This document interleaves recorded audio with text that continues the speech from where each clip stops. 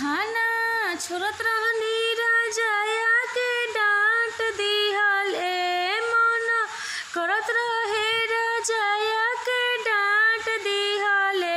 चुमा ले वही में गलिया दाँते काट लिहले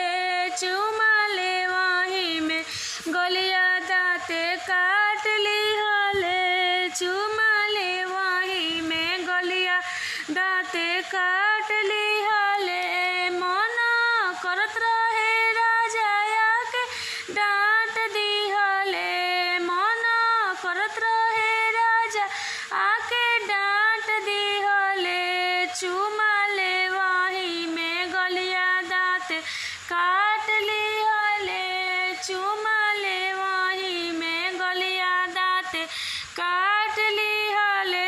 नैहर में खेलले नाही रहनी ऐसन खेला नैहर में खेलले नाही रहनी ऐसन खेला ससुर में आइला पर दुख बड़ी होला ससुर में आइला पर दुख बड़ी होला हमके कही के करे जो दिल से साट लिहले हमके कही के करे जो दिल से साट लिहले चुमा ले वही में गलिया दाँते काट लिहले चुमा ले वही में गलिया दाँते काट लिहले चुमा ले वही में गलिया दाँते काट लिहले धीरे जब बोलावे राजा हमारा के घर में धीरे जब राजा हमके घर में बोलाइले धीरे जब राजा हमके घर में बोलाइले धके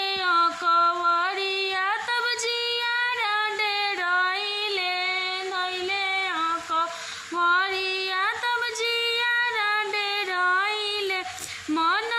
करत रहे राजाया के डांट दिहले मन करत रहे राजाया के डांट दिहले